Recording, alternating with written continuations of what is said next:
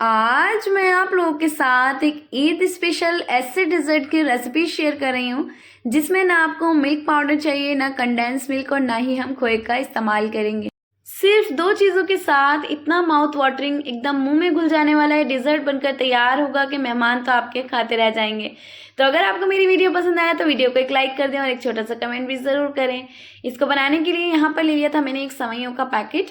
तो यहाँ पर इसे हमें क्या कर लेना है कि जो सेवइयाँ हैं उसे पैकेट में ही हम हाथों से इस तरह से तोड़ लेंगे और इसका चूरा सा कर लेंगे। इस स्टेप को अगर आप पैकेट में ही कर लेंगे तो थोड़ा मैस कम होगा और ये अच्छे से चूरा हो जाएगा। और फिर निकालने के बाद मैंने थोड़ा सा हाथों से भी इस तरह से इसे क्रश कर लिया। अब यहाँ पर हम ले लेंगे एक पैन और उसमें शामिल कर लेंगे 1 टेबल स्पून देसी घी और सारी सेवइयाँ इसमें ऐड कर देंगे। वैसे तो ये रोस्टेड सेवइयाँ हैं, लेकिन फिर भी हम इसे देसी घी में हल्का सा रोस्ट करेंगे। उससे डिज़र्ट का जो फ्लेवर है ना वो बहुत अच्छा आएगा, बहुत ही अच्छा इसका टेस्ट आएगा। तो यहाँ पर बस हमें हल्की आंच पर इसे बिल्कुल सिम आंच पर भून लेना है 2 से 3 मिनट के लिए, जब तक एक अच्छी सी इसमें खुशबू ना आने लगे और हल्का सा इसका कलर चेंज ना हो जाए। अब सेवइयों को एक साइड करके इसकी चाशनी बनाएंगे। उसके लिए एक पैन में मैंने शामिल कर दी है 1 कप चीनी और 1.5 कप पानी का इस्तेमाल करेंगे। साथ में थोड़ा सा फूड कलर ऐड कर देंगे और इसे अच्छे से मिक्स कर लेंगे। और इस डिज़र्ट को बनाने के लिए हमें 1 तार की या 2 तार की चाशनी नहीं बनानी है। बस हमें इतना इसे कुक करना है जब तक चीनी इसमें अच्छे से डिज़ोल्व ना हो जाए। और बस जब इसमें अच्छे से एक बॉयल आ जाए तो गैस को ऑफ कर देंगे। साथ में मैंने 2-3 छोटी इलायची को भी कूट कर ऐड करा है, इससे फ्लेवर बहुत अच्छा आएगा। तो बस जब इसमें अच्छे से बॉयल आ जाएगा तो हम इसमें शामिल कर लेंगे ये सारी सेवइयाँ। और सेवइयाँ ऐड करने के बाद इसे हमें बहुत अच्छे से मिक्स कर लेना है। तो चमचा चलाते हुए इसे अच्छे से मिक्स करेंगे। इससे सेवइयाँ बहुत अच्छे से सॉफ्ट हो जाएंगी और जिस तरह का हमें इसका टेक्सचर चाहिए वो हमें मिल जाएगा। तो बस जब यहाँ पर इसका इस तरह से चाशनी खुश्क होने लगे तो 2 मिनट के लिए सिम आंच पर इसे ढककर रख देंगे और ये हमारी इसकी सेवइयाँ रेडी हो गई हैं। अब हम इसे एक साइड करेंगे और इसका इस्तेमाल बाद में करेंगे। अब किसी भी बर्तन में आप आधा लीटर दूध ले लें और उसे अच्छे से गर्म कर लें और एक अच्छा सा बॉयल आने दें। इसी के साथ साथ एक कटोरी में मैंने 1 टेबल स्पून ले लिया था वनीला कस्टर्ड पाउडर। इसमें थोड़ा सा पानी शामिल करके हल्का सा इसका पेस्ट बना लेंगे इस तरह से, और कोई भी लम्स इसमें नहीं होने चाहिए। बस यहाँ पर दूध भी हमारा अच्छे से बॉयल हो गया है और अब हम इसमें शामिल कर लेंगे चीनी। तो मैंने यहाँ पर 2 टीस्पून चीनी ऐड करी है। आप अपने टेस्ट के मुताबिक कम ज़्यादा कर सकते हैं। और इसे डालकर भी अच्छे से कुक कर लेंगे जब तक चीनी अच्छे से दूध में डिज़ोल्व ना हो जाए, और हल्की आंच पर थोड़ा सा दूध को कढ़ा लेंगे।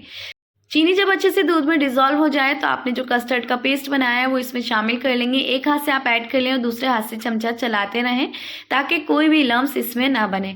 और आप देखेंगे कस्टर्ड डालते इसकी कंसिस्टेंसी जो है वो कितनी ज़बरदस्त निकल कर आई है। इतना ही थिक फॉर्म में हमें ये चाहिए होगा।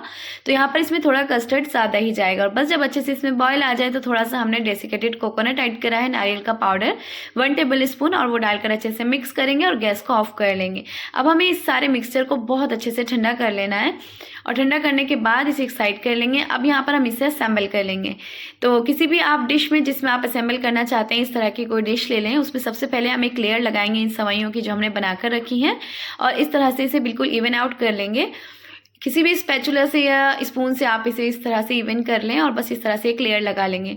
दोबारा जो हम दूसरी लेयर लगाएंगे उस कस्टर्ड की जो हमने बनाकर रखा है, और इसकी कंसिस्टेंसी देखें कितनी ज़बरदस्त निकल कर आई है। बहुत ही लाजवाब ये डिज़र्ट बनकर तैयार हुआ था। सेकेंड लेयर फिर से हम इस पर सेवइयों की लगा लेंगे और फाइनल लेयर जो हमारी रहेगी वो कस्टर्ड की रहेगी। तो इसे भी इवन करके हम इस पर कस्टर्ड को अच्छे से ऐड कर लेंगे और बिल्कुल अच्छे से इसको इवन कर लेंगे। साथ में ऊपर से कोई भी ड्राई फ्रूट्स जो आपको पसंद हो, काजू बादाम पिस्ता, आप शामिल कर सकते हैं। मैंने तो बस काजू और बादाम का इस्तेमाल करा है।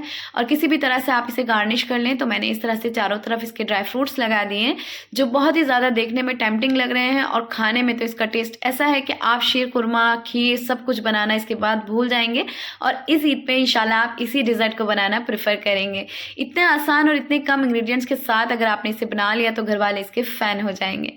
तो इसी तरह की ज़बरदस्त रेसिपीज़ देखने के लिए प्लीज़ चैनल को सब्सक्राइब कर लें और वीडियो को एक लाइक ज़रूर करें और छोटा सा कमेंट भी ज़रूर करें किस जगह से, किस कंट्री से आप मेरी इस वीडियो को वॉच कर रहे हैं। नेक्स्ट वीडियो में फिर से मुलाकात करूंगी एक मज़ेदार सी रेसिपी के साथ। तब तक के लिए अल्लाह हाफिज़, अपना ख्याल रखिएगा, दुआ